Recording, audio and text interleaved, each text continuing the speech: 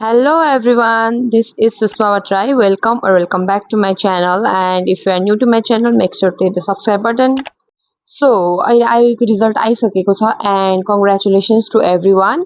So आजको video भनेको चाहिँ अब ऱ्याङ्क पनि आइसक्यो, अब चाहिँ के गर्ने, कसरी एडमिसन प्रोसेस हुन्छ, के हुन्छ भन्ने बारेमा चाहिँ म एक्सप्लेन गर्न गइरहेको छु. सो लास्टसम्म हेर्नु होला. सो फर्स्टमा चाहिँ आयोको रिजल्ट आइसकेपछि केही दिनपछि चाहिँ प्रायोरिटी फर्म खुल्छ. अनि त्यसपछि प्रायोरिटी फर्म भनेको चाहिँ कुन कलेजमा कुन फ्याकल्टी फुल फी पढ्ने अथवा रेगुलर पढ्ने भन्ने कुराको डिटेल्स भर्ने फर्म हो के. त्यो भर्नुभन्दा पहिला चाहिँ हामीले त्यसको लागि फी बुझाउनु पर्ने हुन्छ. त्यो चाहिँ अब ब्याङ्कको डिटेल्स ब्याङ्कमा गएर भाउचर भरे पनि भयो अथवा क्युआरहरू हुन्छ त्यसबाट भरे पनि भइहाल्यो. अनि त्यसको स्टेटमेन्ट अथवा भाउचर लिएर चाहिँ हामी त्यो प्रायोरिटी फी फर्मसँगै अप्लाई गर्न पर्छ. अनि प्रायोरिटी फर्म भर्दा चाहिँ इच सब्जेक्टको लागि चाहिँ पैसा बुझाउनु पर्ने हुन्छ कि कुन कुनमा फर्म भर्ने हो त्यसको लागि पैसा बुझाउनु पर्ने हुन्छ.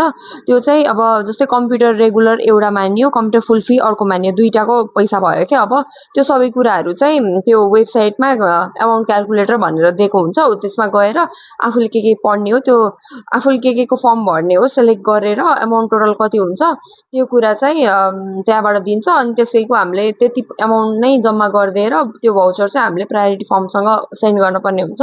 अनि भाउचर भर्दा चाहिँ कसरी भर्ने भनेर स्याम्पल पनि दिएको हुन्छ त्यो वेबसाइटमै, त्यो पनि चेक गर्नु होला. त्यहाँ रोल नम्बरहरू कसरी लेख्ने, कुन फर्मेटमा लेख्ने भनेर पुरै दिएको हुन्छ कि त्यो एकचोटि चेक गरेर चाहिँ अगाडि बढ्दा राम्रो हुन्छ. अब प्रायोरिटी फर्म फिल गरिसकेपछि चाहिँ आयोले एडमिसन लिस्ट निकाल्छ. एडमिसन लिस्टमा चाहिँ कस्तो हुन्छ भन्दाखेरि सपोज हामीसँग अब 48 जनाको सिट छ भने फर्स्ट 48 जसले भरेको छ नि त्यो पर्टिकुलर फ्याकल्टीको लागि तिनीहरूको नाम निस्किन्छ होइन. अनि त्यसपछि त्यो 48 मा चाहिँ कसैले भर्ना गरेन, कसैले छोडिदियो सिट भने चाहिँ त्यो खाली भएको सिटको लागि सेकेन्ड एडमिसन लिस्ट निस्किन्छ क्या. त्यसपछि त्यो 48 पछि चाहिँ जसको प्रायोरिटीमा त्यो पर्टिकुलर फ्याकल्टी थियो नि तिनीहरूको नाम चाहिँ अब सेकेन्ड प्रायोरिटी लिस्टमा आउँछ. त्यस्तै सेकेन्ड प्रायोरिटी लिस्टमा आएकोले भर्ना गरेनन् अझै खाली रह्यो भने चाहिँ थर्ड एडमिसन लिस्ट आउँछ. त्यसै गरेर त्यो फिल नहुँदाखेरि चाहिँ एडमिसन लिस्ट अपडेट भइरहेको हुन्छ. मेरो केसमा चाहिँ कस्तो भएको थियो भन्दा मैले पुलचोकमा पनि मेरो ऱ्याङ्क चाहिँ 518 हो. मैले पुलचोकमा पनि कम्प्युटर रेगुलर र कम्प्युटर फुल फी भराएको थिएँ. यता थापाथली डब्लुआरसीमा पनि भराएको थिएँ. मेरो फर्स्ट लिस्टमा चाहिँ पुलचोकमा नि आएन, थापाथलीमा नि आएन, डब्लुआरसीमा आयो, रेगुलरमै आयो जस्तो लाग्थ्यो. अनि त्यसपछि मलाई कस्तो भयो भन्दाखेरि मैले सिट पाइनँ भने पछि यता पनि आएन, अनि यताको पनि मैले छोडिदिएँ भने डब्लुआरसी पनि छोड्ने, उता थापाथली पुलचोकमा नआउने भयो भने त झ्याउ हुन्छ भन्ने सोचेर मैले गएर डब्लुआरसीमा एडमिसन गरेँ.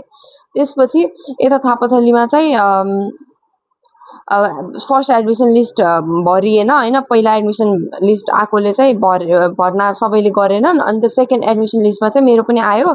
अनि त्यसपछि मैले डब्लुआरसीमा गएर मेरो भर्ना क्यान्सल गरेर अनि त्यसपछि यता थापाथली आएर थापाथलीमा फेरि भर्ना गरेँ. त्यो पनि गर्न मिल्छ. अनि त्यसपछि यता डब्लुआरसीमा खाली भयो मेरो सिट. अब त्यो खाली भएपछि चाहिँ थर्ड एडमिसन लिस्ट त्यता अपडेट हुन्छ क्या, नयाँ मान्छेहरूलाई दिन्छ क्या प्रायोरिटी फर्मको बेसिसमा. अनि इच फ्याकल्टीमा चाहिँ फिमेल कोटा भनेर हुन्छ. फिमेल कोटा भनेको चाहिँ यसलाई सेपरेट फर्म चाहिँ केही पनि फिल गर्न पर्दैन. त्यो प्रायोरिटी फर्म भर्दा नै हामी फिमेल हो भने चाहिँ त्यही एलिजिबल भइहाल्छौँ. अनि अरू डिफ्रेन्ट कोटाजहरू छ भने चाहिँ त्यसको लागि सेपरेट फर्म भर्नुपर्छ. अनि सेपरेट पेमेन्ट पनि हुन्छ त्यो इच कोटावाला फर्मको लागि चाहिँ. सो यहाँ प्रोसेस यति नै हो. त्यसपछि चाहिँ अब कलेजलाई के चाहिन्छ, डकुमेन्ट्सहरू, +2 को ट्रान्सक्रिप्ट्सहरू, अरू सर्टिफिकेट्सहरू, सिटिजनसिप यताउता के चाहिन्छ सबै कुराहरू लिएर भर्ना गर्न जानु पर्यो. त्यो सबै कुराको डिटेल्सहरू चाहिँ वेबसाइटमा दिएको हुन्छ, त्यो मजाले चेक गरेर पढेर जानु पर्यो. अनि त्यसपछि प्रायोरिटी फर्म फिल गर्नभन्दा पहिला चाहिँ के पढ्ने, फुल फी पढ्ने, रेगुलर पढ्ने, कसरी पढ्ने, कुन कलेजमा पढ्ने भन्ने कुराको चाहिँ माइन्डसेट हुनपर्छ क्या. अनि बल्ल प्रायोरिटी फर्म भर्न सजिलो हुन्छ. सो यहाँ यति नै थियो. I hope this video helps. Okay, bye. Thanks for watching.